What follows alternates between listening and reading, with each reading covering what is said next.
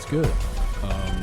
Yeah, I still can't get over meeting Mr. Cocaine. That was just an amazing thing for me today. So, hello and welcome to Supernatural Selection. I'm your host, Kevin, and with me this week are Mike the Skeptic. Mike, how are you doing? I'm pretty good, I guess. Okay. And we've got Mr. David Davis. David, how are you doing? I forgot we were going to record, so I ate spaghetti, perhaps too much spaghetti, right before recording. I'm So, jealous. David's should full be of fun. spaghetti.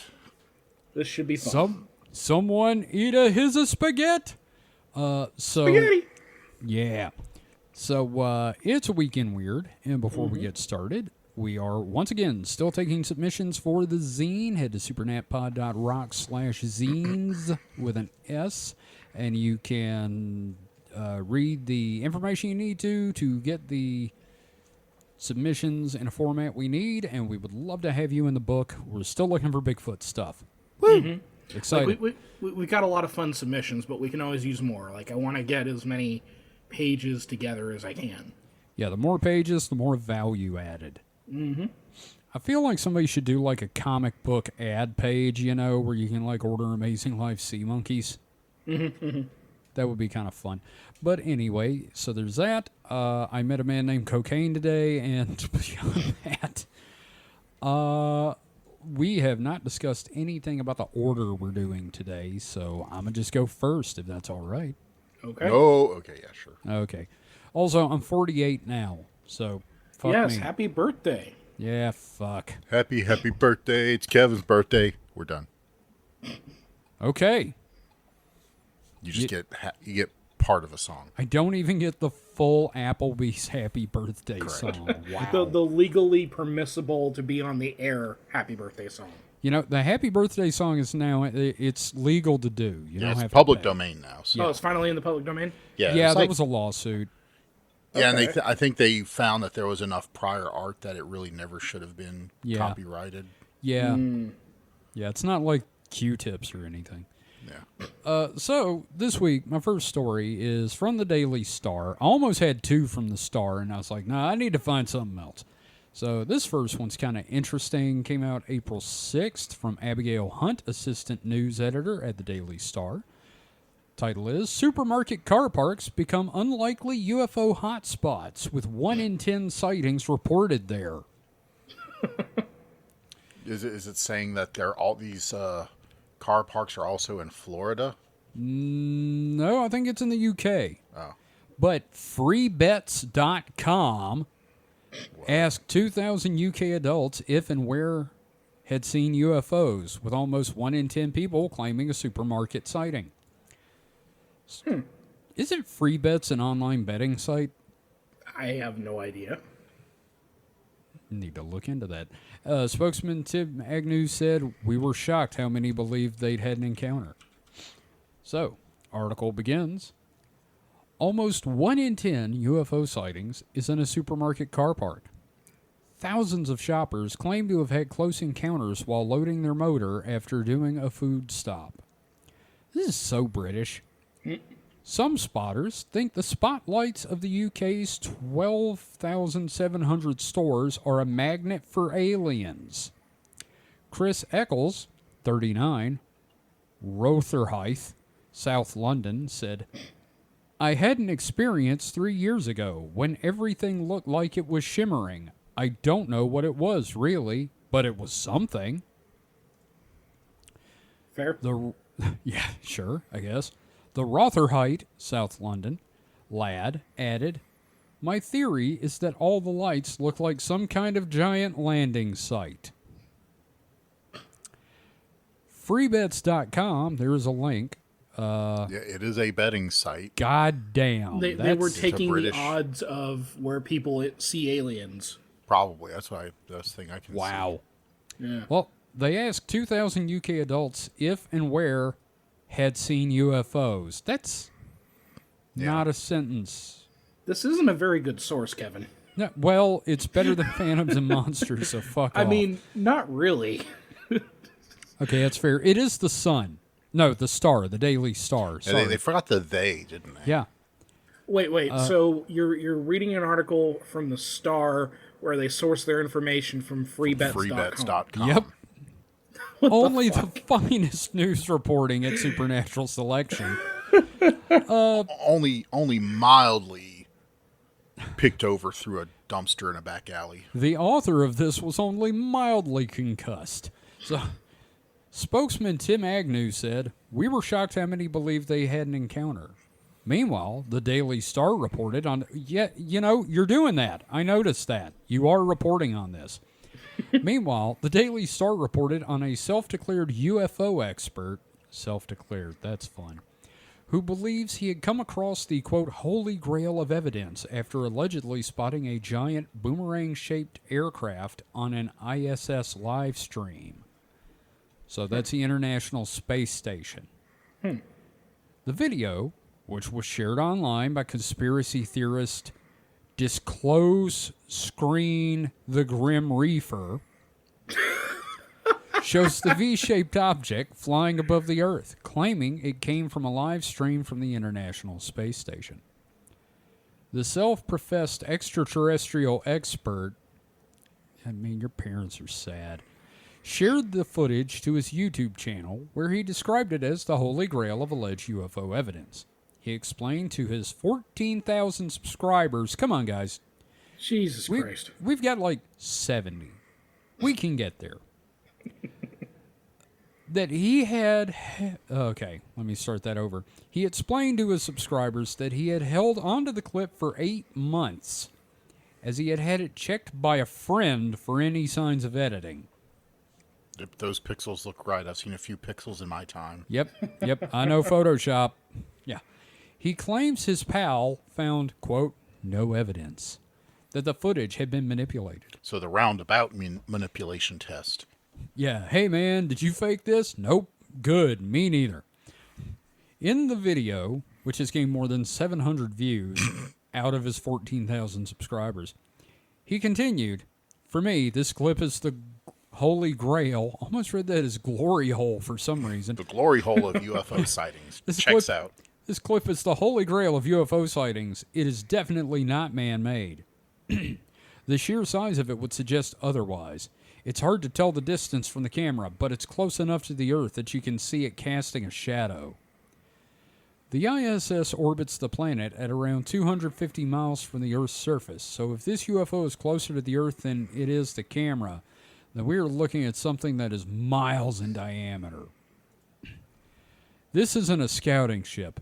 This is a colony ship. There's an entire population on this thing.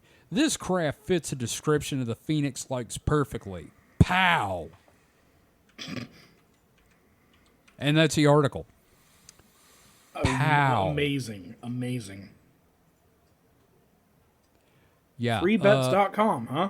Yep. There's one comment on the article. Doing drugs after a hard shop and thinking reflected lights are UFOs. Okay. A hard shop? Yeah, you know, a hard shopping trip. Shopping hard. Shop hard. Shop hard. I'm Shop trying to as understand.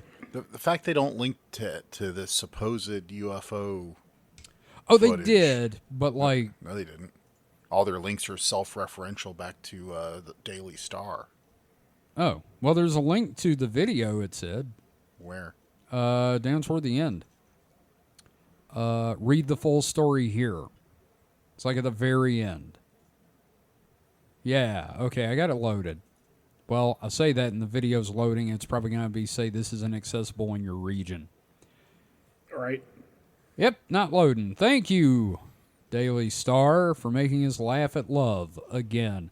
So, nonetheless, why do you think people see so many UFOs in parking lots in the UK? Back on the subject of the article. That's the only time they can look up from their dreary lives and look at the sky. You know, I thought that too. Oh God, my life's so terrible. Look, a UFO. That has a terrible British accent. I don't care. No, pitch perfect, no notes. Or maybe it's the only place where there's enough like space that where when you're looking up, you don't see just trees or other, buildings or something. Yeah, I guess it's hard to see a UFO on a council estate. I don't know. Hey, bruv, you see that? You see that? Yep. Right, look. I swear to God, it was a UFO. Or maybe maybe the aliens, in the UK just really need a lot of groceries. What? I need to look this up, but different types of UFOs are seen all over the world. I want to know what aliens look like in the UK. Probably they look like salt shakers with plungers on them. Son of a bitch. Nailed it. You nailed it. Oh, God. So, who would like to go next? I'll go. Okay. You'll have a go. Okay, so I got that, Mike, just so you know. I got this story from Ghost Forge. Okay. This is from the website viewfromthewing.com, and article written by Gary Leff, and title is Rival Monkey Gangs Declare War on Streets of Thailand as Authorities Arrest Leaders. All right. Like they're arresting the leaders of the monkey gang? Apparently. I'm just going to say it. I am always happy to hear a story about monkey gangs. All right. In Lopburi, Thailand, a significant escalation has occurred involving conflicts between rival monkey factions, leading to significant disruptions. To mitigate the situation, officials have engaged successfully capturing a key figure among the monkeys, I Crow, along with several of his followers. What the fuck? Despite these efforts, the challenge persists due to the monkeys' adeptness with firearms and understanding of use. What? Whoa! Are we in Planet of the Apes? What the fuck? I don't know. This is my first time reading this article. This is goddamn amazing. The article itself, there's not a whole lot written, but there's also a bunch of embedded tweets in it. So we have a tweet from someone who goes by Yami, and it is, biggest news to come out of Thailand since, I cannot read this, I don't understand what those characters mean. The city of Lopburi is experiencing unprecedented violence between two monkey gangs.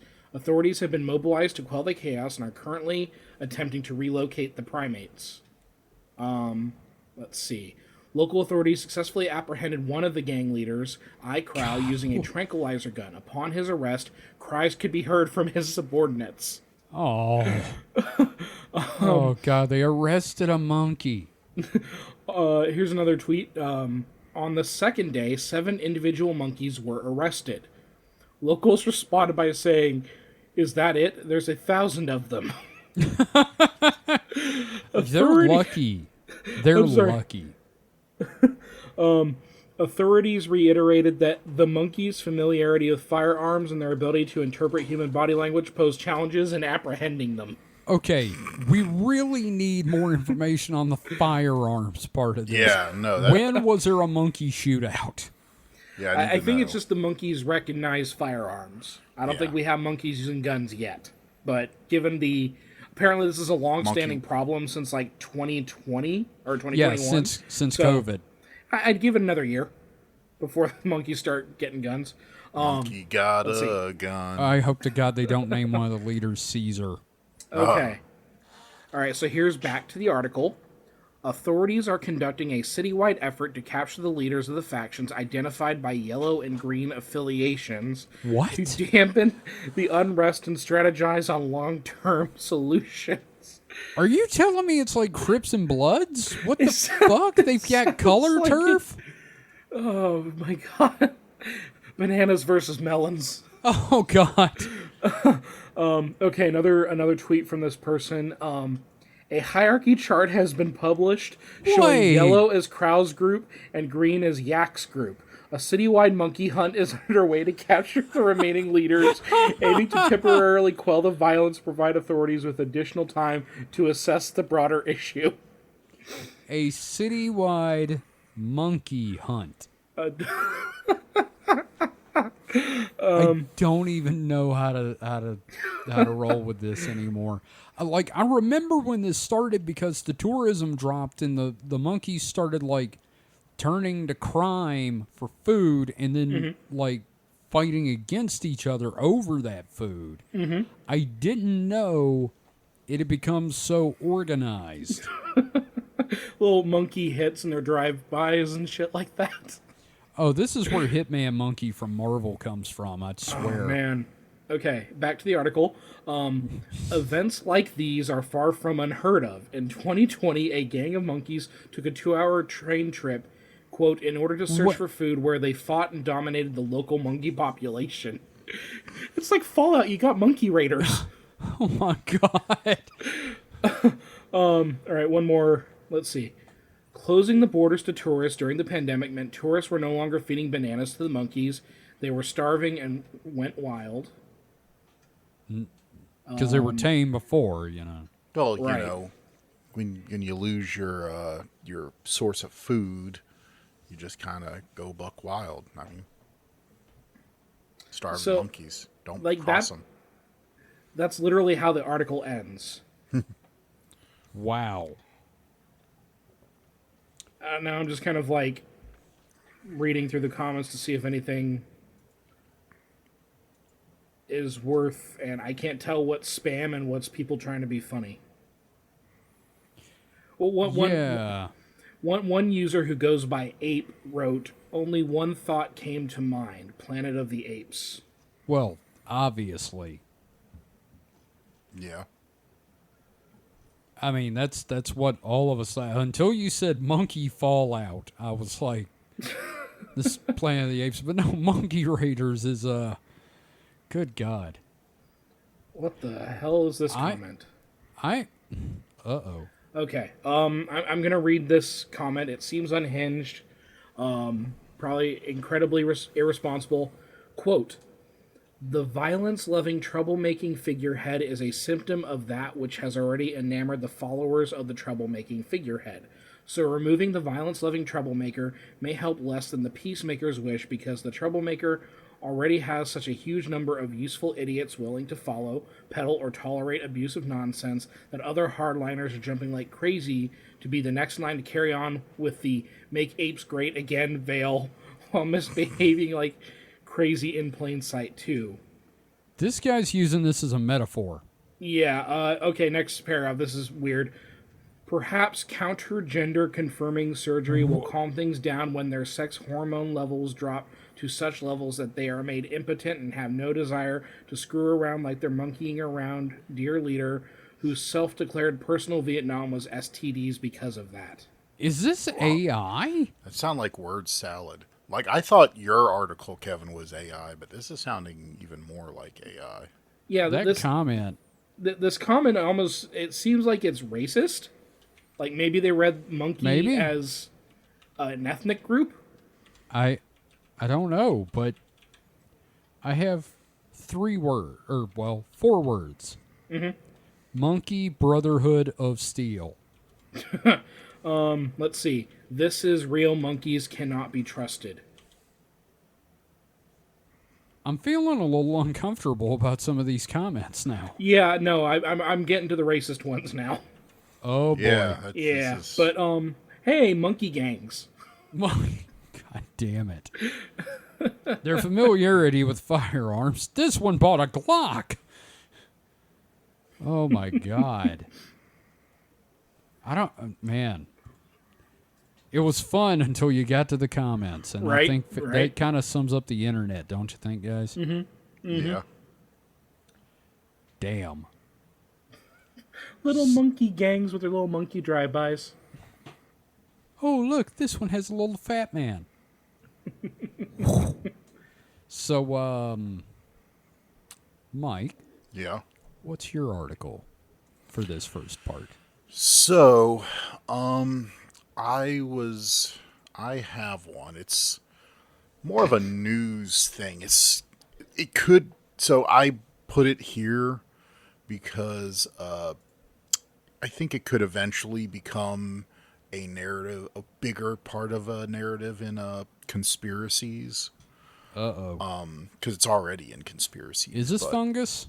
No, it's not fungus. Okay. Although, maybe one day it'll fight the fungus. Who knows? Okay. But vaccine breakthrough means no more chasing strains. Could this be the end of endless boosters? Are you saying this could be the end of strain spotting? Yes. So, scientists at UC Riverside have demonstrated a new RNA based vaccine strategy that is effective against any strain of a virus and can be used safely even by babies or the immunocompromised.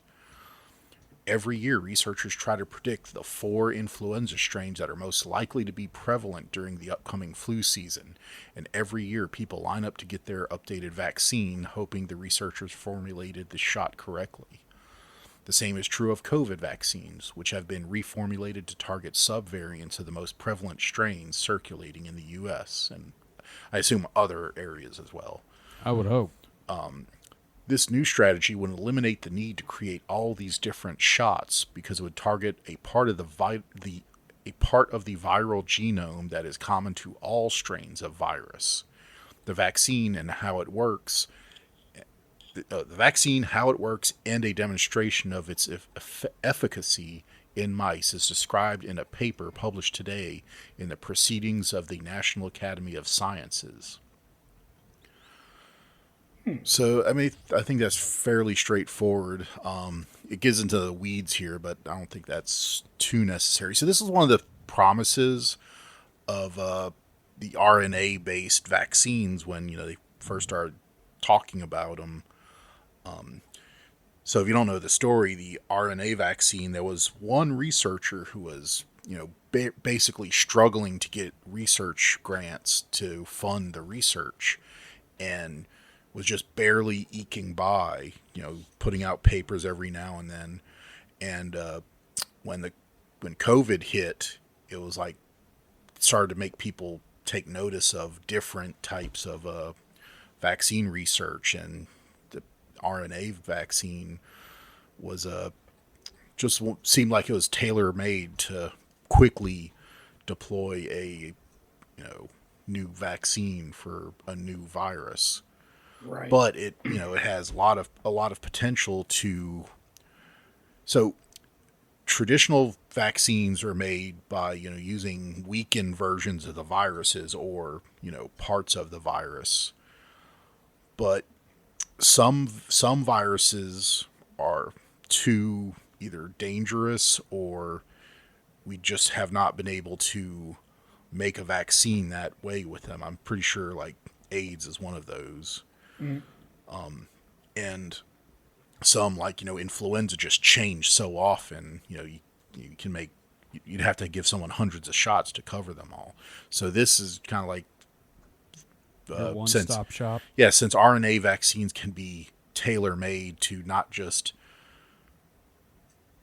so normal vaccines, they, condition you what your immune response conditions on is like the outer protein shell of the virus, which is kind of one of those things that changes most often with different strains, because you think about it, if your body is hitting on that and that's what it's using to identify viruses, well, the most effective ones are going to be ones that change that protein shell more often.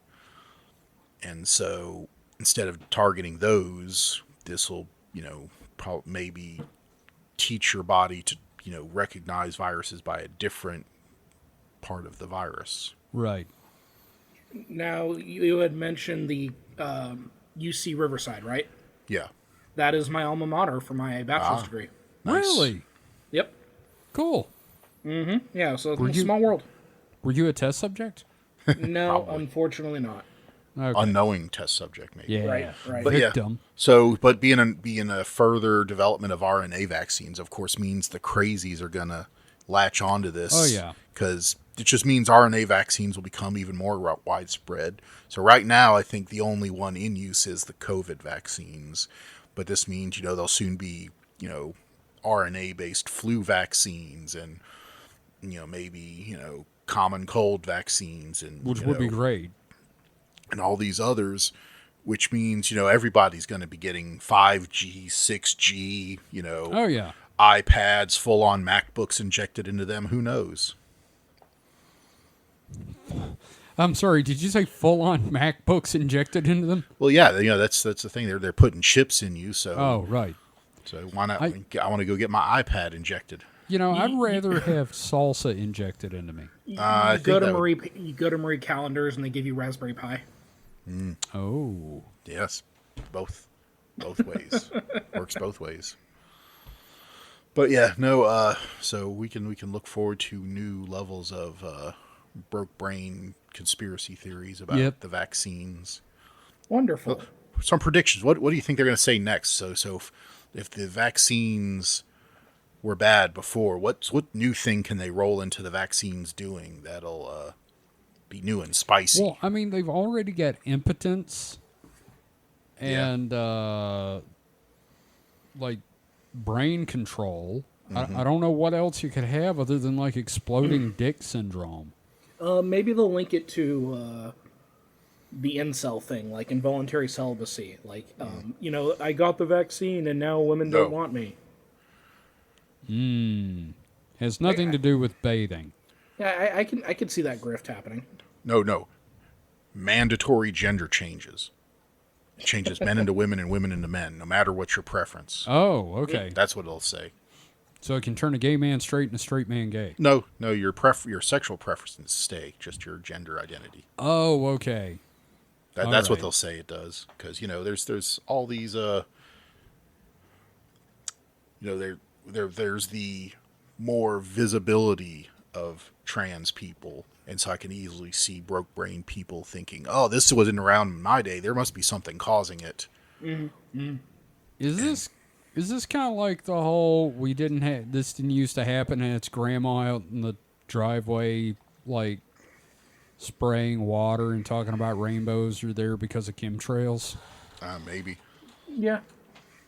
It's just people think that things didn't happen back in their day, and they just didn't realize it happened. Just people didn't make a big deal about it, didn't talk about it, or were scared to talk about it. One of those. This is very sad, the whole conspiracy thing. Yeah, well, yeah. Conspiracies are sad. Conspiracies are sad because I think I think it's people. Well, I think in general they are, because it's people that are using the conspiracy to fill something in their life they don't have. Sure. Whether it's excitement, adventure, really wild things. What pain are you trying to mask, Kevin? What's that? What pain are you trying to mask, Kevin? I mean, because you believe in some conspiracies. Yeah. Mostly being ignored by my parents. Oh, I'm sorry. Sorry, did this just get real? Should I have said something funny? No, we're good. We're good. Okay. Well, one time I dropped a watermelon on my foot. That's the pain. Making sense of a world that seems to be just continually leaving you behind. I gotta go end it. No. Wow. What a happy show. Right. Well, So- we had. I'm sorry, monkeys my. at least. What was that? Sorry, What'd you say, David? Huh? What's up? What'd you say?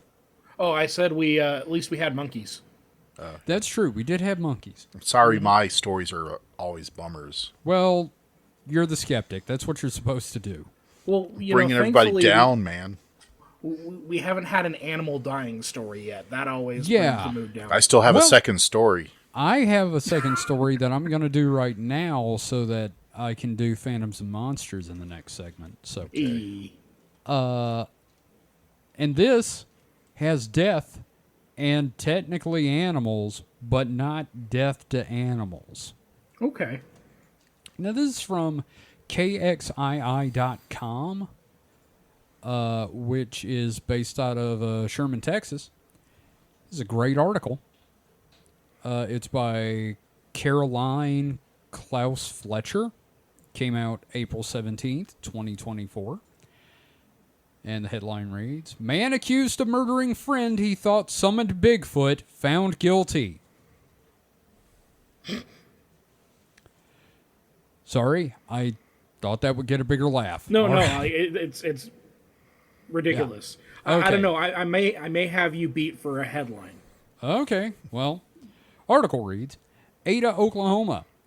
The Pontotoc County man who told investigators he killed his friend during a fishing trip because he thought the man was summoning Bigfoot to kill him was convicted Wednesday afternoon. A judge ruled that Larry Sanders... Gary Shandling's dead, motherfucker. What the... A judge ruled that Larry Sanders, 55, is guilty of murdering Jimmy Knighton in July of 2022. The conviction hinged on the concept of malice aforethought. According to closing arguments, both prosecutors and the defense attorneys agreed that Sanders unlawfully killed Knighton, but a first-degree murder conviction in Oklahoma requires proof of malice aforethought. District 22 District Attorney Eric Johnson explained that he and Assistant District Attorney Tara Portello needed to convince the judge that Sanders intended to kill Knighton. Quote, in a first-degree murder case in Oklahoma, as in other states, you have an element of malice aforethought, meaning that you have to have specific intent to cause the death of another.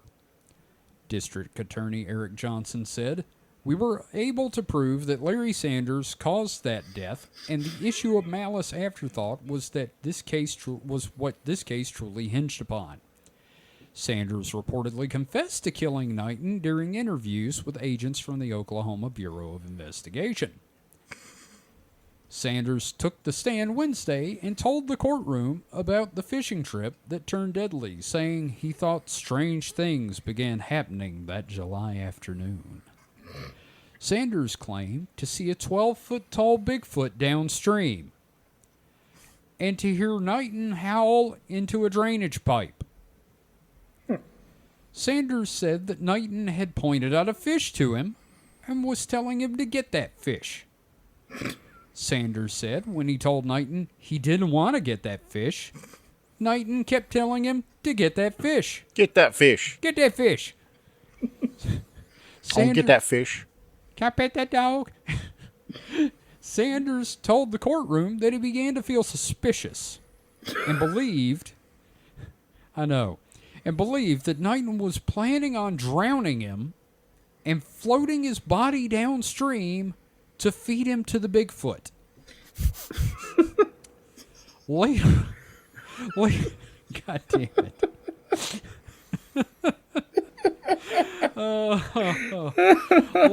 Later on that afternoon, Knighton and Sanders got into a physical fight. The defense team, these poor sons of bitches, argued that when Sanders strangled Knighton, It sounds like Smeagol. I know, he found the one Sasquatch to rule them all. Sasquatch. Oh, God. The defense team argued that when Sanders strangled Knighton, he was trying to take control of the situation and not kill Knighton. The state argued that Sanders made sure Knighton died by waiting to let go of the chokehold until he turned blue. Oh, boy. Yes, there was a monster in the woods that night, but it wasn't Bigfoot. It was Larry Sanders, Johnson said. And it showed. Yeah. Sanders' sentencing hearing is June 18th. He is facing life or life without parole. Jesus. Okay, so when you mentioned the idea of summoning Bigfoot, that led me to a question. Uh-huh. What do you put in the summoning circle to summon Bigfoot? Gold Bond. There's a lot of chafing and foot problems. Some quadruple extra large Dr. Scholl's inserts. I was going to say a lifetime supply of Slim Jim. Ooh, good one. You know what? I'm going to change my answer. A Baconator. I just think Bigfoot would show up for a Baconator. Yeah, you're not wrong. Yeah, so here's the thing, Mike. Yeah. When I read this article, the first thing I thought is, hey, remember that time I thought Bigfoot was coming to kill me down at Grand Gulf? Yeah. If I had one more head injury... What the fuck? This is what would have happened, I think. What would it? Huh? I've told this story on the show. It's been a while. Okay. So, okay, we were on a little just sightseeing trip. We used to go out and take photos and have fun adventures when we were young and foolish. And myself, Mike, and one of our friends went down to Grand Gulf, which is where the nuclear power plant is. Yep. And there is a beautiful scenic overlook our other friend knew. And we went out there and we pull up to this cabin where there's already a car parked, and we're like, oh, they must be looking at the overlook. And then two heads pop up from the front seat where they've apparently been blowing each other and the car drives off. And we get out to go look at the scenic overlook, and it's beautiful. The sun's setting. Literally, the vapors coming out of the nuclear cooling tower are visible and pink in the sunset. It's beautiful. You haven't seen anything until you've seen a nuclear reactor at sunset. It just sounds like a scene from like Toxic Avenger or some other movie set in Tromaville. That or an episode of The Simpsons, yes. So we're standing there watching, and we hear a tree fall. And the thing is, we've come out of the woods, sort of, and we're at like the edge of this like drop off, and there's like a goddamn forest several feet beneath us. Like the tops of the trees are beneath us, you know? And the tower is on the horizon. And then we hear a tree fall. And myself and our other friend just start running. Yeah, they book it. I assumed Mike was behind us. Mike was not right behind us. No. Mike pulled a knife out and goes, what do you guys think that was? I didn't pull a knife out. Oh, I thought you said you pulled a knife. Nope. I just stood there Oh. and turned, and I was like, what do you think that was? And I was turning around as I was saying it, and I see like just dust trails, like Looney Tune, like clouds, and them like probably Yakety 20 sax feet away. playing. Just elbows and assholes as they're pumping their elbows. Yep. So the thing is, it was a long walk out to that thing, and there was a fallen log that we had to climb over. And when Mike caught up with us, and he did catch up with us, I remember Mike going, how far is it to the car? Have we gotten near that log? I was like, Mike, we jumped over it. And we jump in the car and just peel out. And we're all panting and vaguely panicked. And Mike's panicked because we abandoned him. Not for malice or to like sacrifice him to whatever knocks over the tree, but because I panicked and assumed he was going to run too. Anyway, I say, what do you think that was? And Mike says, probably a bear. And I'm like, yeah, a bear. And that apparently cued them all into the fact that I didn't think it was a bear when I started running. And our other friend goes, what did you think it was? And I say, I thought Bigfoot was coming to kill me. So, if I had had one more head injury as a child, that's what would have happened probably. I don't think you've told this story before on the show. I'm pretty sure I have. Mike, haven't I told this on the show? I don't know. This seems new to me, because I would have remembered you saying at some point in a conversation that you and I have had that Bigfoot came to kill me. To kill me. Okay, Yeah. well, there's the story. Oh my god, that's so good. Okay, well, that was fun. And again, one more head injury, I would have killed Joe and sacrificed you to Bigfoot probably, but that didn't happen. My sister only dropped me on my head 4 times that day, and not 5. So, that being said, we're going to take a quick break, and we'll be back with some more stories and Phantoms and Monsters right after this.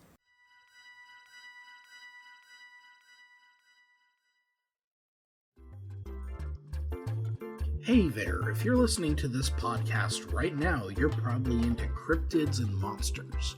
Well, if you have a creative spark, you can always join us in our first ever Supernatural Selection zine project. For 2024, we are doing cryptid encounters, where you can draw or write a encounter with a cryptid of your choice, and we'll put it in the zine. The current submission window is from early January to late June. If you're interested in finding out more, you can always go to supernaturalselectionpod.com/zines. That is ZINES. Now back to the show. Hi everyone, this is Kevin from Supernatural Selection. Are you an independent creator? Do you have a webcomic or an Etsy store? Do you 3D print things? Or are you just looking to get some word out for your Discordian cabal with social terrorism? Well, we'd love to help.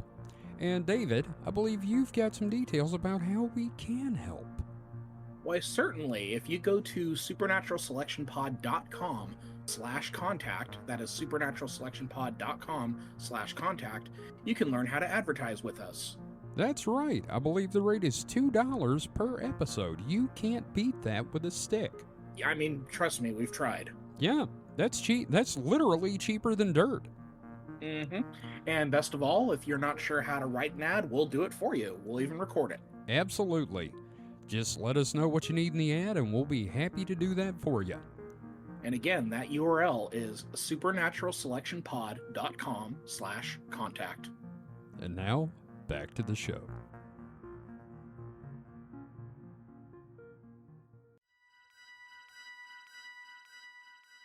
And we're back. Welcome back to your Weekend Weird once again. And David, you're up next. What have you got for us?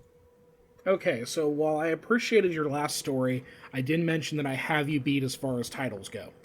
Oh, good. I think I had you beat with the monkey one, but here's another one. Yeah. All right, this is from Yahoo News, written by Andrea Cavalier. How cavalier of her. Okay. Retired chiropractor, quote, killed Elvis impersonator by chloroforming him more than once during sex. Wow. Told you. Fucking wow. That is the most Las Vegas sentence I've ever heard. All right, so I'm gonna go ahead and start. I'm sorry, just that headline. Yeah, no. The minute I read that, I'm like, no, it's like, because this is obviously like true crime territory, but it's weird enough. Right. Okay, here we go. A retired chiropractor from upstate New York is facing manslaughter charges after he allegedly killed an Elvis Presley impersonator by chloroforming him during sex. Ronald Raher, 69, nice, is accused of restraining and binding Thomas Kreider, 40, then administering a dangerous dose of chloroform, quote, more than one time during the sexual encounter, which led to his death on 5th of April, according to the court documents obtained by the Times-Union. 4 days after Kreider's death, Mr. Raher went to Saratoga County Sheriff's Office and reported that his body was in the basement of his Milton home, according to Under Sheriff Jeffrey Brown. So, wait, Saratoga. That's New York, right? I think so. Yeah, okay. So not Vegas. Nope, not Vegas. Wow. Mr. Raher was arrested and charged with second-degree manslaughter and evidence tampering for allegedly removing Kreider's things from the crime scene, the Times-Union said. It is unclear where Mr. Raher got the chloroform. Where'd you get that chloroform? Don't worry about it. Don't you worry your pretty little head. Like, do they need to know where he got it? That's the thing I'm wondering. I mean, I guess not really. Unless it's like to shut down the chloroform store. Or the underground chloroform. Ring. Oh, he got it from Ron and Chloroform. Oh, yeah, Ron Chloroform. Everybody knows him. You know, the chloroform guy. Yeah. The chloroform all your king chloroform of South needs. Detroit. You know, he's down the road from Ronald AIDS. I just, fuck, sorry. Jesus, Oh, if everybody's just Ronald, whatever they're selling. Jimmy Pepto. Oh, God. Hey, how you doing? I'm Steve NFT. All right. Investigators said that the two had known each other for many years, and both the sexual encounter and the chloroform use appeared to be consensual. Oh, God. Okay, well, Right. that makes Like, it more tragic. Yeah. Kreider, who went by the stage name TJ Green, and who also worked as a tour guide for a local Star Trek museum in Ticonderoga. What the fuck? What is it with Trekkies, man? Went missing on Friday when he last spoke to his wife, Heidi Green. Miss Green, 42, who reported him missing to the Ticonderoga police the next day, said Good Kreider pencils. left Friday to pick up a free box spring from a person in return for moving some furniture, the Times Union said. This is getting needlessly complicated. This is bizarrely, in-depth. He was always so trusting that, even if he met someone one time, they were a friend, Miss Green said, recalling her concern over his easygoing, trusting nature. In the days following the Star Trek superfan's disappearance, loved ones Jesus spread fuck. word on social... You don't need to call him out like that. Yeah, just the huge fucking nerd disappeared. Oh no, the next paragraph is great. Quote, he was a sci-fi geek and nerd, Miss Green Fuck. said. Quote, he was into so many things, he even got a tattoo sleeve on his arm of just He-Man and She-Ra characters. Oh.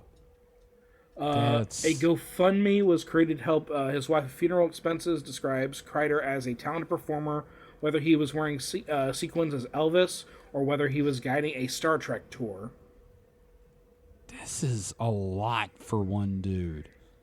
Yeah, it's... Oh my gosh. So far, as of Friday afternoon, the campaign has raised $14,275. Now, Raher was arraigned and is being held at the Saratoga County Jail on $250,000 bail. His next court date is set for the 21st of May. So, the wackiness of the story aside, I mean, there's definitely tragedy because this guy who got killed seems like a pretty decent dude. And I'm guessing the chiropractor was like, oh, God, what have I done? Yeah. Yeah. But just, what a weird series of events. Yeah, this is What a a Lemony Snicket situation. And I just, it's, to mention the Star Trek thing. That's rude. It just, I think Elvis impersonator is enough. Yeah, I agree, because I know when I die, I don't want everyone to go, I don't want the news to read, local nut. Ah, man. Yeah. But, wild stuff. Yeah, I looked it up. Wild stuff. Yeah, Ed. I looked up Ticonderoga. It is pretty far north of Albany and right on the border of Vermont. On the New York side. And also, looking at the 13 colonies, I'm like, every single one of these would fit in Mississippi. Right? I mean, Just half saying. the eastern seaboard would fit in California. Yeah.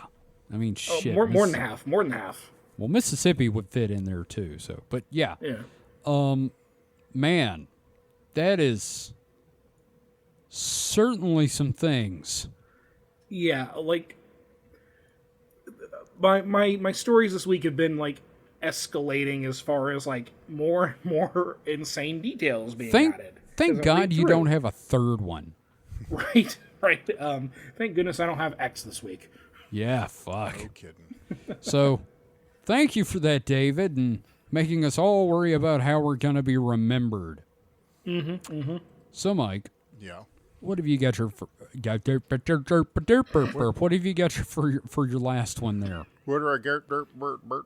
Yeah. Pardon me while I Swedish this shit up. So I don't really have a story as inspired by a story, but the story that's here was too, I don't know, personal to this person to read. So it's more of use it as a jumping off point for a discussion. Uh-huh. So, have you ever heard of the term aphantasia? That's a Disney movie, isn't it? Not quite.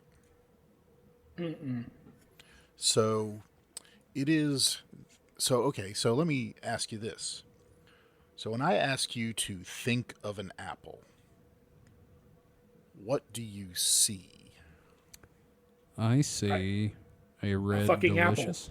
Yeah, with like the golden sort of striations in it. Yeah. And So would it surprise you to learn that there are people who see nothing? it doesn't surprise me now, but it surprised me the first time I found out. And They have like I'll tell you in a second. zero, like, think kind of the same way, some people have no inner monologue. These people have no inner, like, visualization. The first time I encountered that was a dude online when we were talking about seeing, mental images. This dude legitimately went, "Wait, you see fucking pictures in your head?" David, have you ever had any, experience with someone? I cannot say that I've ever experienced or known anyone to have experienced this. I would assume that being able to picture things in your mind would be a prerequisite for an artist. That seems like kind of a given. Yeah, I feel like that, yeah. So the phenomenon was first described by Francis Galton in 1880, but has remained relatively unstudied. Interest in the phenomenon, this is all via Wikipedia, by the way, interest in the phenomenon renewed after the publication of a study in 2015 conducted by a team led by Professor Adam Zeman of the University of Exeter. That's an awesome name for a university. University of Exeter. Sounds like a freaking Zentradi ship. Brita, do you have the protoculture? Yeah. Zeman's team, he even sounds like a Yeah, Zentradi. fuck. Coined the term aphantasia, derived from the Greek word phantasia, of course, which means appearance or image, and the prefix a, which means without. Ah. People with aphantasia are called amphantasics. Tasics? Or less commonly, aphants, or aphantasiacs. Okay. Aphantasia can be considered the opposite of hyperphantasia, the condition of having extremely vivid mental imagery. So they have a chart here. So apparently there's degrees of aphantasia. Right. Which I can understand because number one, you basically see the thing pretty much perfectly as you would if you were looking at it with your eyes. Two, you kind of see it in a more abstract way. You could think of it as maybe like a more cartoony version. You still see color, shading and stuff maybe, but it's not quite a literal representation of the object. I gotcha. Three is kind of what I'm somewhere between 2 and 3, where it is not like, what color it is, and maybe it has kind of like hints of the correct color, but it's still kind of not fully realized. Like it doesn't have all the detail it normally would. 4 is just kind of like the image. It shows an outline of the apple, so I'm assuming you basically kind of can vaguely tell, like there's an apple-shaped hole you're imagining. And 5 is just nothing. 5 is just empty-headed. So I would say I'm somewhere around 2 or 3, where I don't see it perfectly, but I definitely see things and aspects of the objects. I'm somewhere between 1 and 2. Yeah, So, I'd say. I mean, I can like visualize something pretty easily if you tell me to visualize it. So, I mean, try me. Give me something to visualize. Trying to think of something that's not fruit. A rocking chair. Yep, I can see a rocking chair in my mind. Okay, I can't make you prove it, so good job.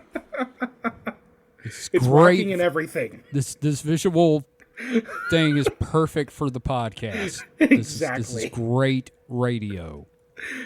So The phenomenon, as we just said, was first described by Francis Galton in 1880 in a statistical study about mental imagery. Galton found it was a common phenomenon among his peers. He wrote, "To my astonishment, I found that the great majority of the men of science to whom I first applied protested that mental imagery was an unknown to them, and they looked on me as fanciful and fantastic in supposing the words mental imagery really expressed what I believed everybody supposed them to mean. They had no more notion of this true meaning than a colorblind man who has not discerned his defect has of the nature of color." Okay. So it would, yeah. So,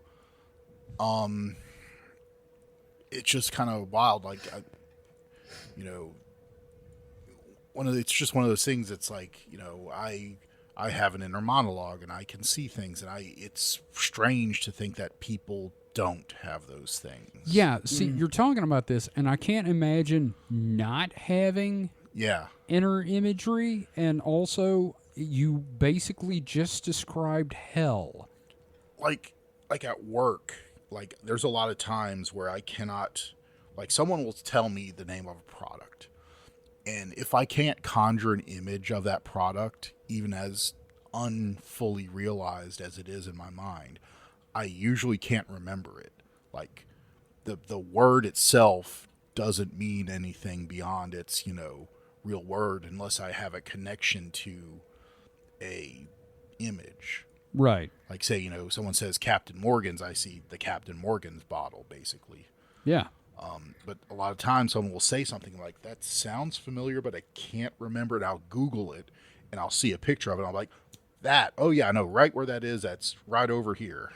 Right. Well, this is all getting into semiotics. Is it? Yeah. You mean the stuff the baby floats in? Yeah, I was going to say, semiotic fluid? No, it's God, I don't want to have to fucking explain semiotics. So basically the ideas of signs and signifiers, like how do you know what an apple looks like? You have like the traits of an apple. It's red, it's kind of round, it has a stem, that sort of thing. We picture that. Yeah. I have to explain this in my English class, and I don't have my slideshow in front of me to use as a crutch, so I have a hard time explaining it because it's incredibly complicated. But yeah, so all of this, what you're talking about, to me, what it's reminding me of is how we process symbols and derive meaning from them. Like if I ask you to picture a stop sign, what are the traits of a stop sign? Well, octagon, red, white letters, yeah. border. Yeah. Now, on a does stick. does that object have any inherent meaning in and of itself? I mean, Not really. It's meaning that we ascribe to it. Yeah, I understand. So it's very it's a lot of bullshit. Like it makes sense, but it's like I don't want to have to explain it right now. But that's the immediate thing I thought of when you were talking about this. Right. I get it. Yeah. So, I don't know. It does remind me of a question, and I don't know if you guys are going to understand it or anything, but I'm going to go ahead and check it out there. What color is the number 3? Green. Blue. I was going to say white, but okay. I say green because out of Roy G. Biv, he's number 3. Okay. I could see that. All right. And David, why you say blue? RGB. Okay. The third one, blue. See, I don't have any kind of logical reasoning for my choices. Mm-hmm. Just white supremacy. No, god damn, dude, no. See, here's the thing. With me, when I was younger, like, numbers are like white on like gray, or black letters on white, and letters are white on black in my head, if that makes any kind of sense. It's probably maybe the way you were shown them. Not well, maybe, but I mean, I don't remember a lot of that on Sesame Street. Yeah, because it sure as hell wasn't my for a second parents. there, I thought you were going to say when you were young you had synesthesia and you saw colors whenever you thought of numbers. Not quite, but like it's a little like that, I guess. I don't know. It's interesting to me because like some people, I mean, no, it is like synesthesia. It's like, well, what does 5 smell like? You know, Yeah. It smells like apples. You know, I thought you were going to say it smells like ass. yeah, it smells like taint. Ooh. Yeah, woof. Anyway, yeah, no, I find that really fascinating. And again, you described hell, Mike. Yeah. I mean, the idea of not having inner imagery is just a nightmare to me. Mike has been finding all sorts of fun depictions of hell, because last week we had the people seeing goblin faces. Oh, yeah. yeah. Wow, Mike, you're just finding all the real nightmare fuel. Yeah. Next week he's going to find some article about a condition where it feels like people are shoving needles in your dick or something. Or they're like peeling your skin off strip by strip every moment of the day. So here's an interesting thought, though. So we can kind of hear things if we think about it. We can kind of see things if we think about it.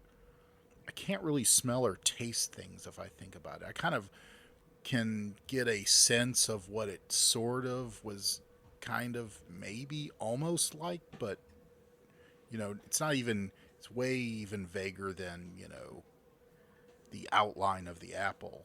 Well, what are we talking about here? Like, if I were to mention like a food item, you saying wouldn't... that, yeah, it's like, you know, I mean, I guess it makes sense because vision and hearing are two of the more important senses for, you know, everyday, you know, hunter-gathering kind of stuff. But it's funny that those seem to be the only two. I can sort of, like, if I think about it, maybe get a whiff of an impression of what something feels like. But There's the only one I do that with is that texture that like makes my throat close up. Well, but I would say taste was pretty important for hunting and gathering because what I'm saying bitterness. but I'm saying is that, you know, sight and sound are the only ones you can actually kind of recreate in your head. Yeah, that's true. It's like I get it. know. Have you ever, I have you ever because smelled or if tasted you mention anything? something that I know tastes bitter, I get that. I've tasted Bitter and smelled in a sensation. dream. I was going to say, has anybody tasted or smelled in a dream? I don't Yep. think I have. In fact, I think recently I thought about it because I did like eat or drink something, and when I woke up, I went, that was just kind of vague. Like it's basically the same feeling as if I'm remembering eating or drinking something. Do you remember the taste of strawberries and cream, Mr. Frodo? Now I do get like Shut up, Sam. there's a lot of like touch in dreams though. Like Yeah. I feel touch. Yeah, especially the dreams you're having. Yeah, no kidding. Weirdo pervert. But what about like temperature, like hot or cold? I don't remember. Like what about now? Think about being cold. Do you feel cold? Can you imagine feeling cold? Oh God, yes. I feel like if Vividly. I feel cold in a dream, it's because I'm actually feeling cold. Now Cold in because real of that life. the ambient happens. temperature. Yeah. Yeah, more than likely, I would think so. Dreams are fucking weird, man. Yeah. I'm starting to get my weird, fucked up dreams again, and it's weird. Interesting. Yeah. No, I like last night. I dreamed that I died in my sleep. Oh And God, I hate felt dying. I felt like my soul or whatever like leave my body, look down on myself, then nothing, and I was like, oh fuck, I'm a ghost now. Man, I had a dream I got bitten by a snake and the poison was working. I could feel myself dying, and then like right as oblivion kicked in, I woke up. Fuck. I was like, I hate this. Oh god, yeah. Yeah. I've had dreams like that. Shit. Ugh. Like ones where you're falling too, and then you wake Yeah. up and you have that sensation of, you know, you kind of jerk awake and you're like, oh, you feel like What's going on fallen. here? Yeah. Oh, You ever wake up Yeah. screaming? get off me, you wiener dog. Yep. Wait, what?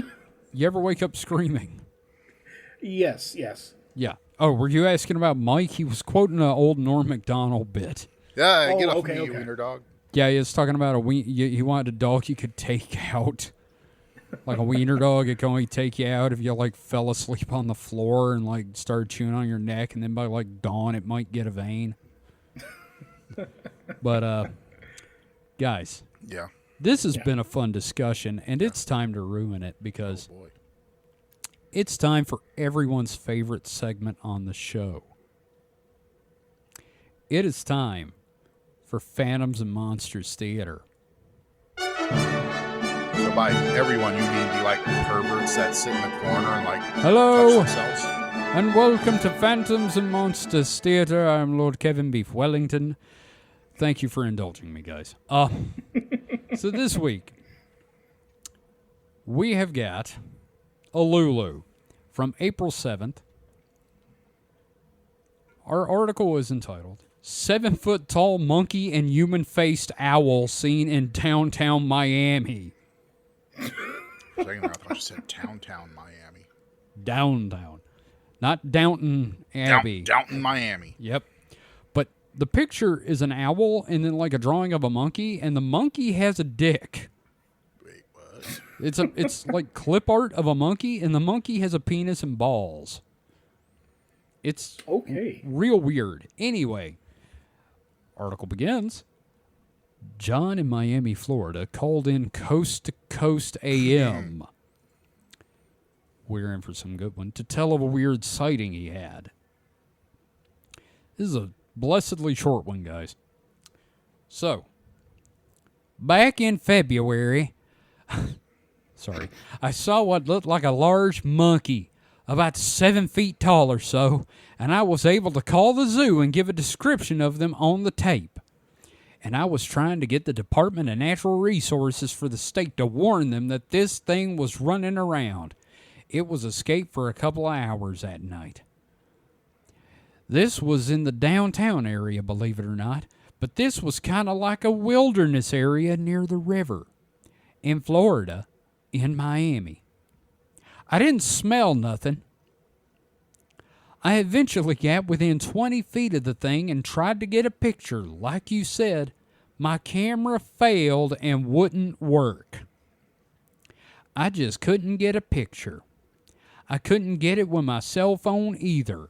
And the strangest thing of the entire night, I don't even like to tell this to people because it sounds like I'm crazy.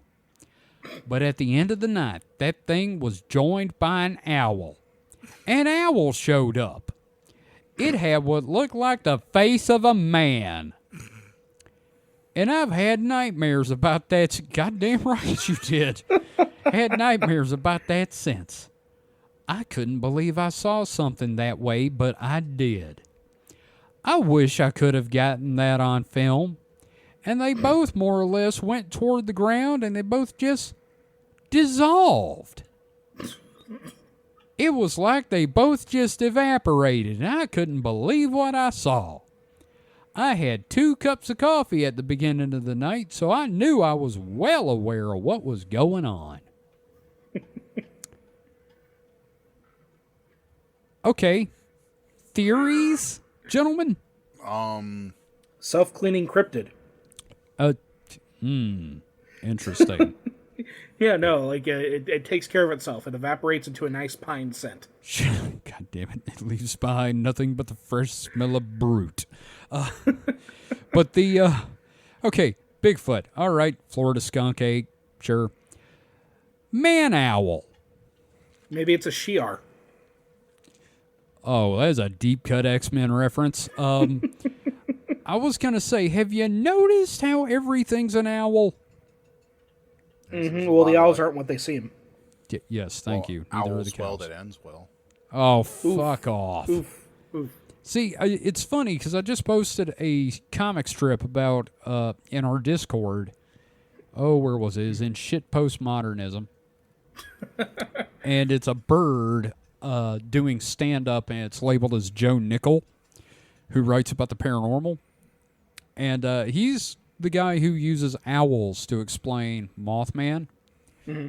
But the comic says, the Hopkinsville goblins are barn owls. And there's somebody in the audience, boo, say something original. And the bird's sweating and looks, and his note card just says, Mothman is a barn owl. Flatwoods Monster is a barn owl. Bigfoot is a barn owl. Have you ever seen a featherless owl? God, yes. They look like grays. Yeah. wild stuff. Look, just seeing an owl's kind of fucked.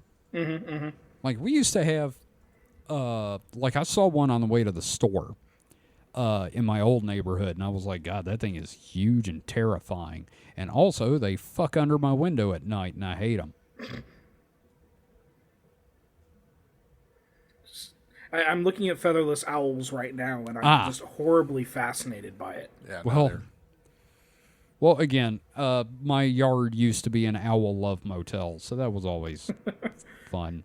It's like Futurama. There's no more rats. It's just owls. I actually prefer that. Yeah, I'm looking at a naked owl, and quite frankly, I don't like it. I'm looking at it's like a trail cam of a featherless owl, and this is when people see gray. This is what they're seeing. I saw like a picture someone took of like a nest of owls they found like in a crawl space or attic or something. And the one eating the rat while he's doing it, yeah. Yeah, and they're just like standing up and like they just look unearthly. So, I posted in a host chat. Take a look at this picture.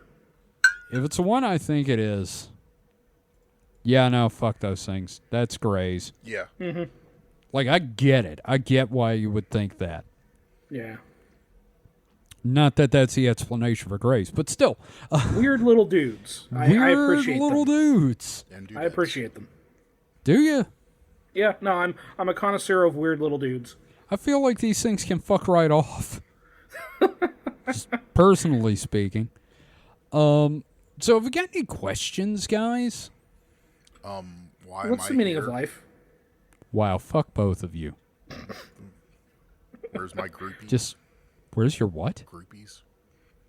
You kind of have some. Ghostforge is kind of a Mike groupie. Oh, I get it. Okay, my bad. Now, we answered the Melissa Etheridge thing. The Melissa conspiracy. Jeez, that came out of nowhere. Okay, I've got a... How about this? I got a little supernatural themed game for us. Oh. Okay. Okay. I want you gentlemen to each pick a cryptid. And don't tell me what the cryptid is. Just once you have your cryptid decided, let me know. Okay. All right, you got one, Mike? Sure. Okay. Now you have to tell me what D&D class your cryptid would play. Ooh. And then I have to try to figure out the cryptid from... No. I'm just curious. Yeah, profession, like warrior, monk, whatever.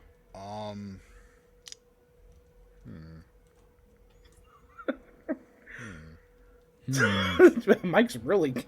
Yeah, I'm kind of stumped. I wish I picked something else, but... Okay, well, what creature, what cryptid did you pick? I picked the Hopkinsville Goblins. Shit, they're obviously rogues. I was gonna say, they're gonna be like fucking chaotic neutral rogues, like that. Our friend Drew, his his fucking Kinder thief, yeah. Fuck that thing. That's what they're gonna be, just little mischievous. Lactose the Intolerable was his name. Yep, that was they're goblins. How about you, Mike? What's yours? Loch Ness Monster. Ooh, oh shit, that's a wizard. I don't know. He's at Inverness. He can get books. Well, see, I really thought Kevin would have picked Bigfoot because that's easy. That's a ranger. Oh, obviously. That's why I didn't go. Well, it's not why I didn't go for it, but like everybody expects me to choose Bigfoot. I don't know. It's hard to figure out the Loch Ness Monster. Okay, because, how about you? Yeah. Oh, me? Yeah, I still say a wizard or like a warlock. Also, okay. Because of the Aleister Crowley connection. Right. No, that would actually work.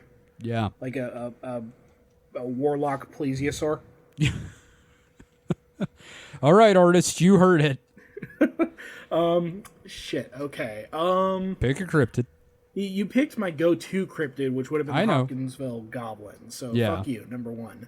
Yeah, fuck me. I got you. Number two, I'm gonna say, you know what? I'm gonna go with the Mothman. Yeah, I was thinking you'd go that way.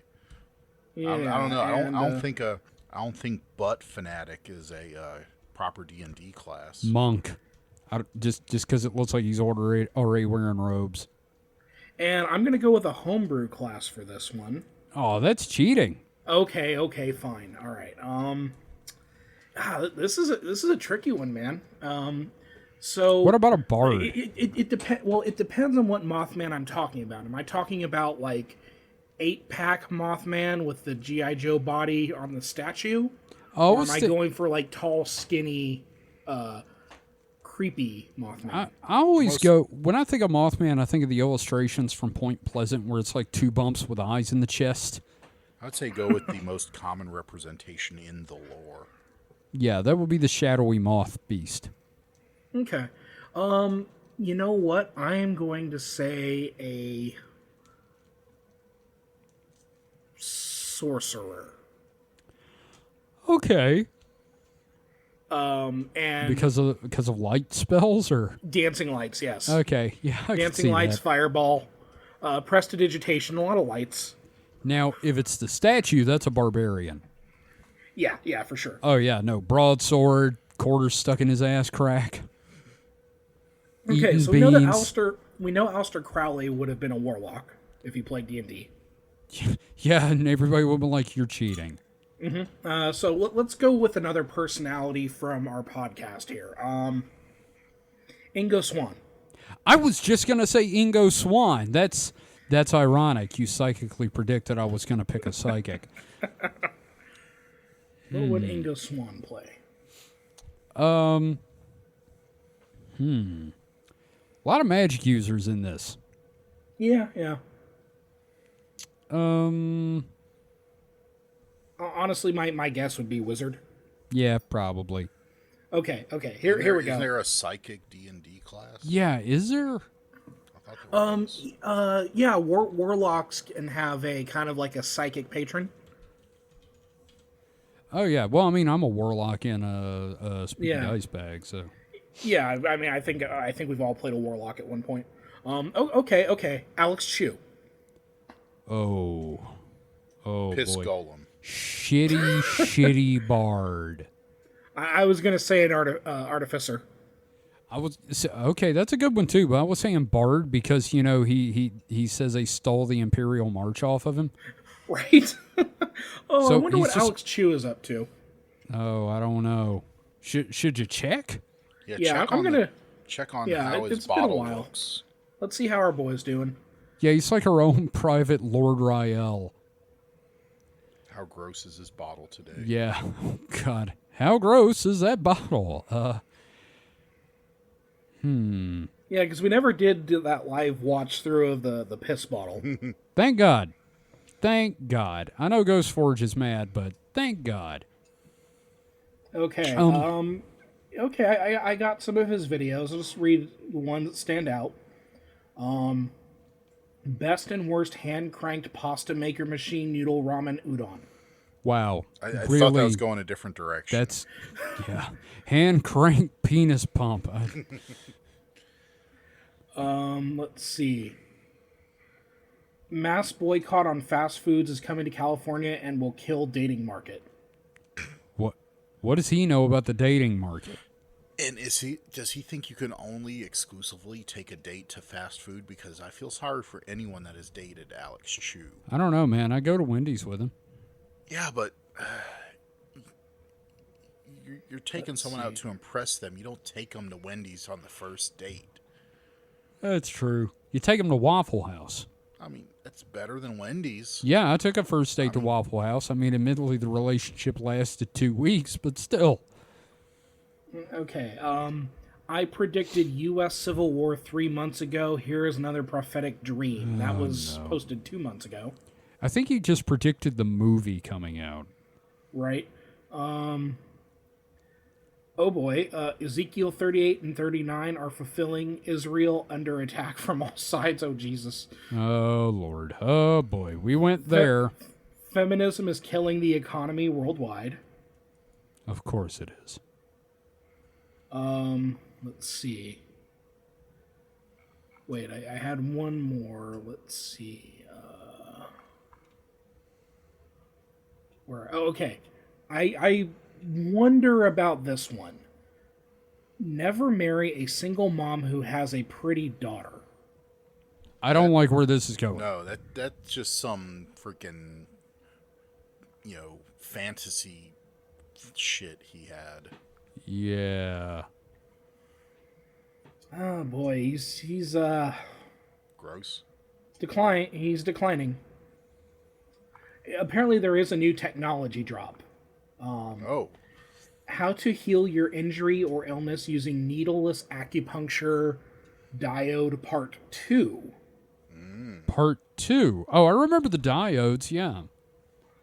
He also has a free Super I Ching reading, so you can always do that too. Great. It's getting sad. Getting? It It's, wasn't already? it's been That's fair. sad. It's just we're digging the shame hole deeper. Yeah. Still very Nazi-looking flag. Of course it is. God, that's just so... Oh, God. And that's Either- like his name, is it supposed to be? I don't Oh, know. and also he's officially 53 years old. That's one of his videos. Alex Chiu is officially 53 years old today. You know, I'm just glad he's older than me and looks like that. So, yeah, that was depressing. We've had a lot of moments tonight where, like, it's just like, oh, it's kind of yeah. sad. Yeah, there's been a lot of, oh boy, moments. Yeah. A lot of the just grabbing your shirt collar. Ooh. Yeah, it's a lot of feeling like Krusty the Clown going, ugh. This has been rough. Oh, God. Okay, so I was on Reddit to see if there was anything interesting. It's a picture from Dragon Con, and somebody said, I'm ready for the Sky Bridge. They're wearing just full-on leather leather jumpsuit with a gas mask with a bandolero loaded down with deodorant. I'm like, okay, there we go. Sorry, Dragon Con's coming up in a few months, and again, I'm excited. So, yep. You guys gonna do a episode from Dragon Con?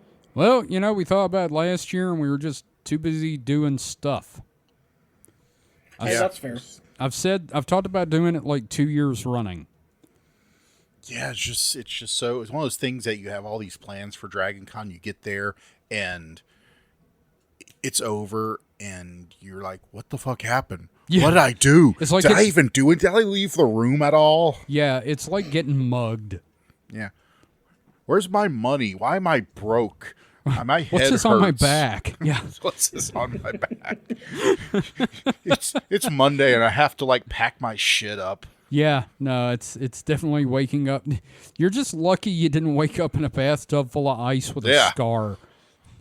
But Or it's just some strange lady taking your booze and or your money. yeah, definitely. I've But heard several stories of people taking what seemed to be a nice young lady back to their room for amorous adventures, and your money's shenanigans happened. gone. Your booze and your money's gone, and you just feel shame. Yes. You're lucky you still have your kidneys. Yep. Yeah. Well, you know, we'll talk more about that this weekend on the Distraction Hole, because I got some thoughts on our cosplay ideas. Yeah. And so that's it for this week. Yay. Yay! We're free! So, thanks everyone for listening. If you want to find out more about the show, you can head to supernatpod.rocks. That is supernatpod.rocks. You can find information about the show. You can find a link to our Discord. You can find a link to our YouTube and our Patreon, which we're going to be making more and more content for as we go. I'm going to be streaming Monday again with some hot wheat. And, so, David, have you got anything you want to plug before we go? Yeah, I think the week after next, I will go ahead and finally do a stream. I have episode of Sally Jesse Raphael with the Warrens on it. Oh, hell yeah. So I Fuck figured those that'll be a guys. fun one to watch. Yeah. Yeah. Mike, you got anything you want to plug or draw attention to or bring up or tell people? No. No. At the moment. No. No. No. Okay. Well, I'm going to say once again, listen to Spooky Dice Bag. We're getting into some fun stuff. It's episode 105, I think is the current one. and should be a good time. Now, I know- have you guys ever done an episode titled Spooky Dice Hag? Not that I'm aware of, but I'll Because bring it's a it up. perfect title. It is a perfect title for an episode. I'm gonna have to bring it up to Kick-Astron. Maybe we'll meet like a bog witch or something. I don't know. But yeah, no, he's always open to weird ass ideas like that. I am really happy that I kind of came up with our current slogan, which is "I think we're the heroes, and that sucks." That needs to be on a T-shirt, dude. We're working on it. I actually Hell made yes. a official golden seal with that written on it. That's So, amazing. anyway, again, thank you everyone for listening. We really appreciate it. We're doing our best here. Next week, Roswell. We are finally covering Roswell, and boy, have I got some stuff for that. Kevin just may, in fact, explode from excitement. I'm really excited about it. I mean, this has been building like a pimple to a head. It's one of like the big ones that we've wanted to do. Yeah, it's I know that you've really wanted to do that one. I've been looking forward to it. yeah. Well, one of the things I've been saying is like I didn't want to cover it at first because it's like everybody knows Roswell, and I'm finding out that no, everybody does not know Roswell, and it's rapidly becoming ancient history. Mm-hmm. And I feel like I need to get this down before everyone forgets it. I mean, like, we've lost all our primary sources, and our secondary sources are dropping like flies. I had to read, like, man, fuck Philip J. Corso. I'm just going to say that. We'll get into that next week. So, thank you, everyone. We will see you next time. So until then, stay safe and stay froggy. Goodbye. I'm still not used to the stay froggy. You like Frosty better? No, it just makes me think you're telling people to stay horny. Yeah, it is a little weird. Should I go back to Frosty? I mean, whatever you want to do. I don't really care. It's just Should we drown a guy for trying to feed us to Bigfoot? yes. Okay. Bloods versus chimps. Pick your side. I'm gonna choose the South Side Nanner Peels, Wow. Getting controversial there. the dark horse option. Yeah. I'm gonna go invest in a sandwich.